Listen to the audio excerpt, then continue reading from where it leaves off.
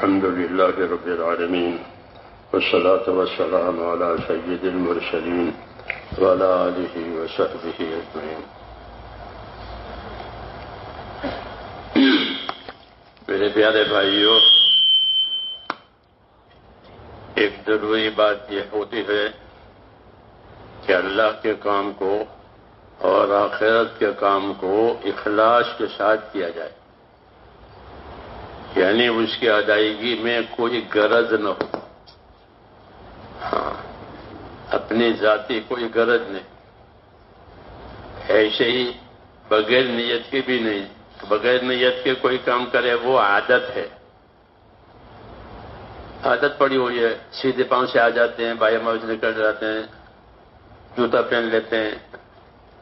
عادت یہ تو ٹھیک ہے، لیکن عادت کو عبادت بنانے کے لیے نیت اور طریقہ اور ترتیب ہوتی ہے.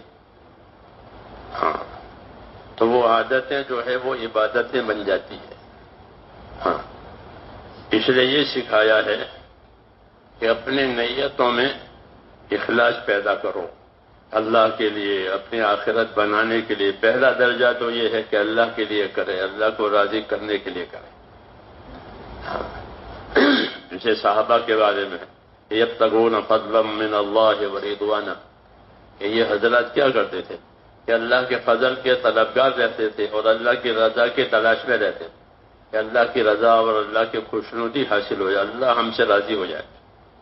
تو اللہ کا راضی ہو جانا بڑی بات ہے. ورضوان من اللہ اکبر، کہ اللہ راضی ہو گئے کہ بڑی بات ہو گئی. جی ہاں، اس لیے اپنی نیتوں میں اخلاص کا ایک درجہ یہ ہے کہ آدمی آخرت کے لیے کرے، یہ بھی ٹھیک ہے. جی ہاں، کیونکہ اللہ کو آخرت پسند ہے. تريدون عرض الدنيا والله يريد الآخرة، تم دنیا کے سامان کو پسند کرتے ہو، اللہ آخرت پسند کرتا ہے. تو اگر کوئی آخرت کے لیے کرے تو وہ بجا ہے، غلط نہیں ہے. لیکن اس سے اونچا درجہ کہ اپنے اللہ کو راضی کرے، کیونکہ اللہ کی نعمتیں بھی ہماری طرف آتی ہیں اور اللہ کے احکام بھی ہماری طرف آتے ہیں. دونوں چیزیں ہماری طرف آتی ہیں، نعمتیں بھی آتی ہیں اور احکام بھی آتے ہیں. سارا مسئلہ اللہ تعالیٰ کے ہاتھ میں ہے، اس لیے اس کو راضی کرنا بڑی بات ہے. اس لیے کہا رضوان من اللہ اکبر. تو اپنے عملوں میں اللہ کو راضی کرنے کی نیت کرنا، اس سے اونچی کوئی چیز نہیں ہے. وما امروا الا ليعبدوا الله مخلصين له الدين، کہ ان کو یہی حکم دیا گیا تھا کہ وہ اللہ کی عبادتیں کریں اپنے اخلاص بناتے ہوئے. اس لیے اخلاص تو ملتا ہے مخلصین کی صحبت میں. جتنی اچھی صحبت اتنا اچھا اخلاص. جیسے خوشبو کا ملے گی کہ پھولوں میں، خوشبو وہ تو پھولوں میں ہوتی ہے کہ خوشبو لینی ہو تو پھولوں میں جاوے. تو ایسے ہی اخلاص لینا ہو تو یہ مخلصین سے ملے گی. تو انبیاء کرام جو ہے ان کے اندر اعلیٰ درجے کا اخلاص ہوتا ہے. جی ہاں، جو حضرات ان کی صحبت میں رہے ہیں ان کا اخلاص بہت اونچا. پھر اس طرح گھٹتے گھٹتے اچھی صحبتوں سے اخلاص آتا ہے. اور ایک یہ بھی ہوتا ہے کہ آدمی کسی عمل کا اپنے آپ کو پابند کر دے، مسلسل اپنے آپ کو پابند کرے، تو اپنی پابندی کی وجہ سے بھی اللہ تعالیٰ اس کو اخلاص دیتے ہیں کہ بندہ مجھ سے قریب ہوتا چلا جاتا ہے. پھر میں اس کی آنکھ بن جاتا ہوں، اس کے کان بن جاتا ہوں، اس کے ہاتھ پاؤں بن جاتا ہوں. یعنی اب اس کی سب چیزیں میرے تابع ہو گئی. کان حدیثوں میں. جی ہاں، تو ایک طریقہ ہے کہ اپنے آپ کو عمل میں ساتھ لگا رہے تو پھر تعلق اللہ تعالیٰ کا بڑھتا رہتا ہے. تو اچھی صحبتوں سے اور اپنے اندر استقامت پیدا کرنے سے اللہ تعالیٰ کا اللہ راضی ہوتے ہیں، اخلاص نصیب ہوتا ہے. اور مانگا بھی جاوے اللہ تعالیٰ سے کہ اللہ تعالیٰ ہم کو اخلاص دے کہ ہماری نیتیں بھی صحیح ہو جاوے، عمل کی ترتیب بھی صحیح ہو جاوے. کیونکہ اخلاص کے ساتھ تھوڑا عمل بھی کافی ہو جائے گا.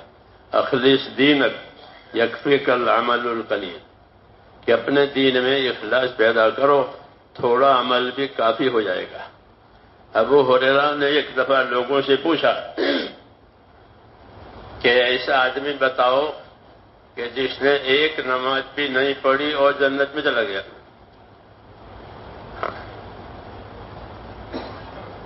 ایسا آدمی بتاؤ ایک بھی نماز نہیں پڑھی اور جنت میں چلا گیا۔ یہ کیسے ہوا؟ تو انہوں نے فرمایا کہ یہ ایسے ہوا، عرب کے بڑے بڑے قبیلے تھے، بنو عبد الاشہل، جس میں حضرت سعد رضی اللہ عنہ تھے، سعد بن معاذ، یہ اسی قبیلے کا غالباً تھا، بنو عبد الاشہل کا۔ تو کہا کہ بغیر نماز پڑھی جنت میں جانے والا وہ عشیرم ہے، اس کا نام ہے عشیرم، کہ وہ عشیرم ہے کہ وہ بغیر نماز پڑھی جنت میں چلا گیا۔ یہ کیسے ہو گیا؟ کہ ایسے ہو گیا کہ یہ صبح اٹھا تو ایمان والا نہیں تھا، دیکھا کہ بھائی چچا جات بھائی وغیرہ کوئی بھی نہیں ہے، سب کہاں ہیں؟ تو ان کو تو احد کے میدان میں ہے۔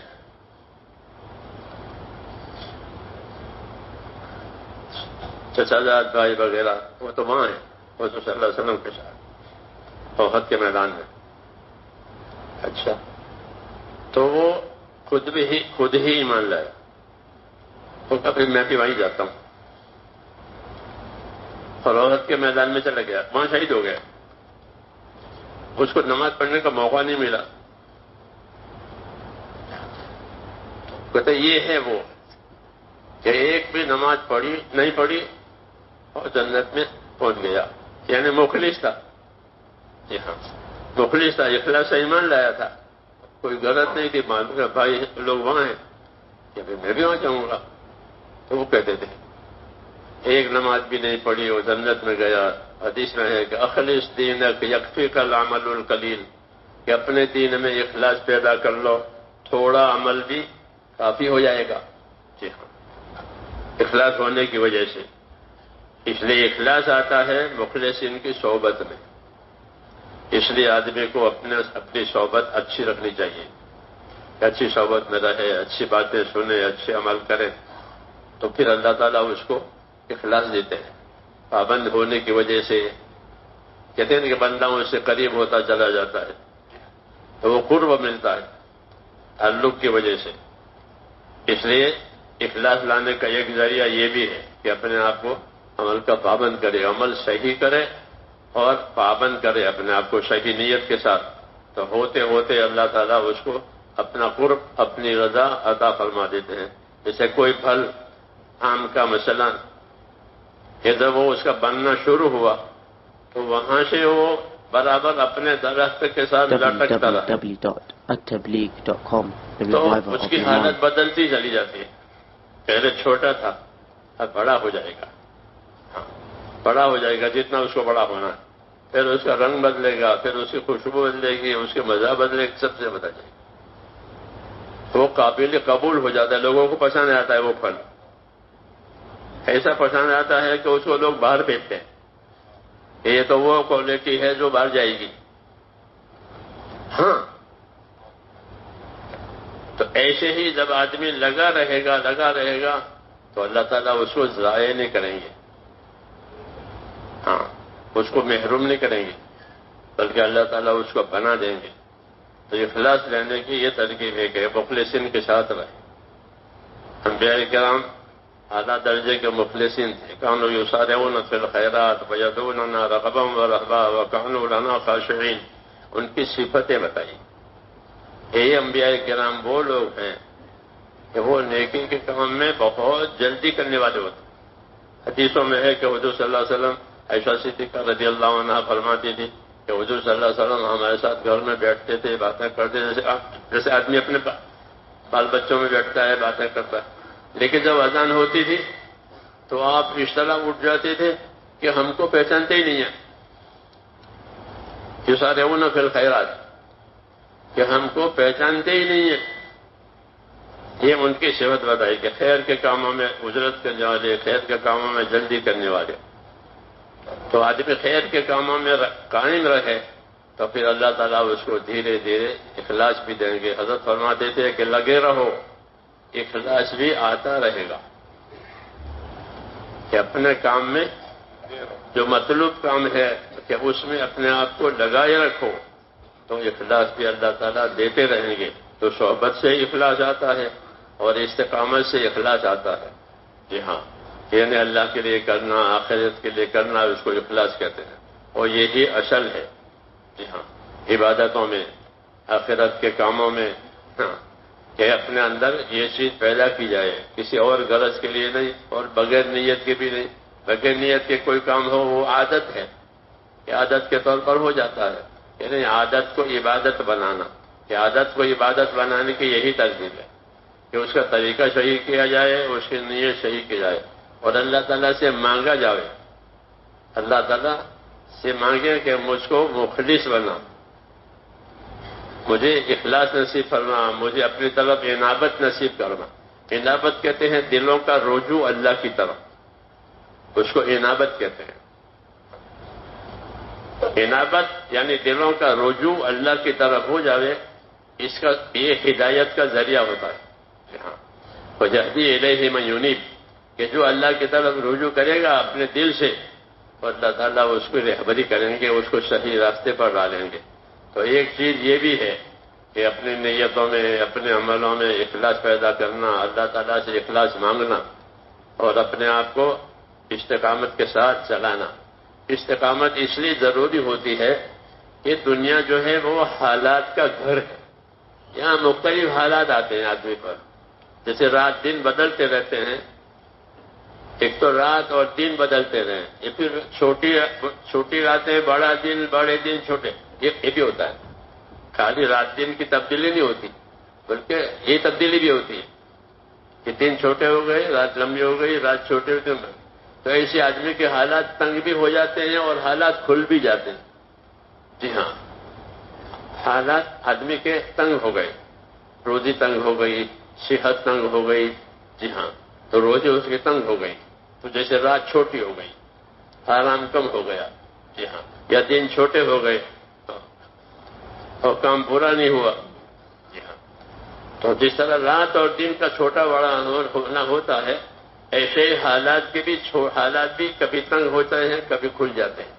جی ہاں، یہ کہا یولج اللیل فی النہار ویولج النہار فی اللیل، کہ اللہ رات کو دن میں داخل کر دیتے ہیں، دن کو رات میں داخل کر دیتے ہیں. تو ایک بڑی ہو جاتی ہے، ایک سے چھوٹی ہوتی.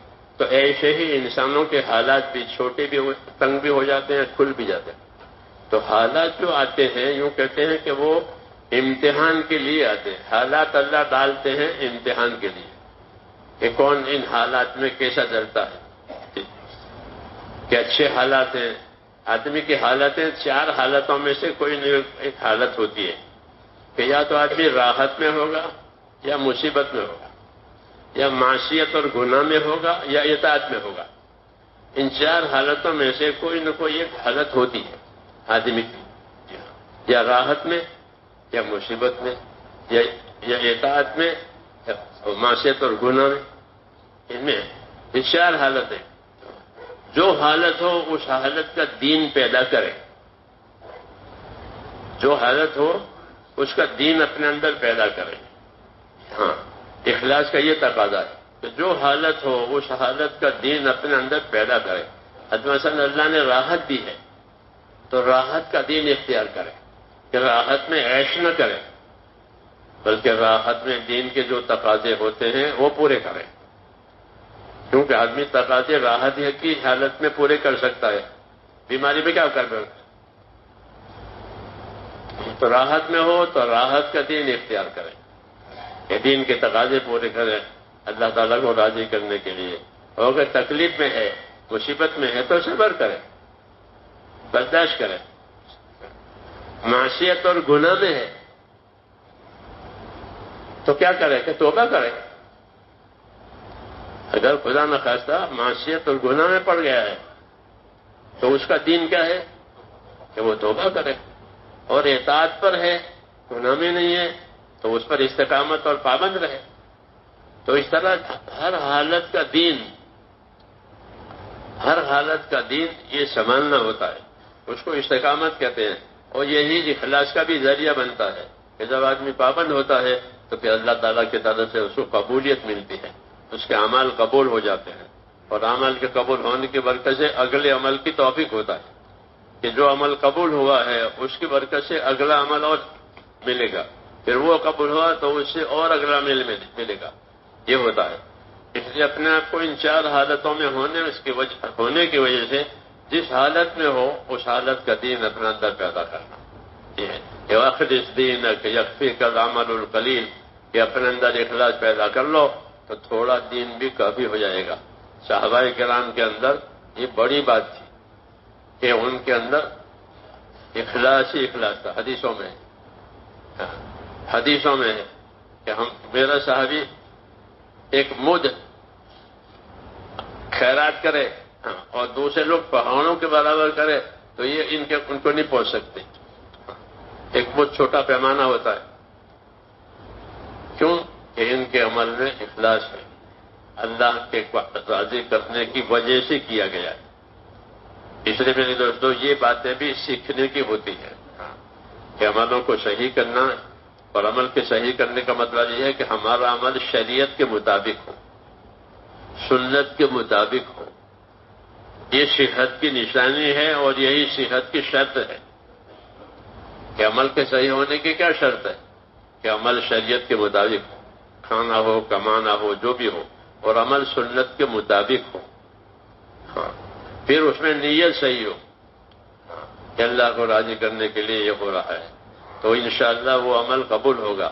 پھر جب اس پر استقامت ہوگی روز روز روز روز تو پھر اللہ تعالیٰ کا قرب اور اللہ کے نزدیکی نصیب ہو جائے گی. تو حضرت عمر فرماتے تھے کہ جیسی زندگی آدمی گزارے گا ویسا مرے گا. کما تحیون تموتون و کما تموتون تبعثون، کہ جیسی زندگی گزارو گے ویسے مرو گے، اور جیسے مرو گے ویسے قبروں میں سے اٹھو گے. ہاں یہ اس لیے یہ زندگی ہماری نعمت بھی ہے اور ذمہ داری بھی ہے. ذمہ داری یہ ہے کہ اپنے اعمال کو شکل بھی صحیح ہو اور اعمال کی وجہ بھی صحیح ہو. شکل صحیح ہونے کا مطلب یہ ہے کہ عمل سنت کے مطابق ہو، اور عمل کی وجہ کیا ہے؟ عمل کیوں کیا تھا؟ کہ اللہ کو راضی کرنے کے لیے. تو وجہ عمل، طریقہ عمل، ان دونوں کو صحیح بنایا جاتا ہے کہ وجہ عمل کیا ہے، کیوں یہ عمل کیا تھا. نیت ہوتی ہے وجہ عمل، اس عمل کو کیوں کیا تھا؟ کہ اللہ کے لیے کیا تھا. جی ہاں، تو وہ صحیح ہوگی وجہ عمل. اور دوسرا طریقہ عمل، کہ عمل کو صحیح طریقے کیا ہے سنت شریعت کے مطابق، تو پھر انشاءاللہ یہ ایسے اعمال جو ہیں وہ نجات کے لیے کافی ہو جاتے ہیں. اللہ تعالیٰ توفیق عطا فرمائے. بسم اللہ الرحمن الرحیم.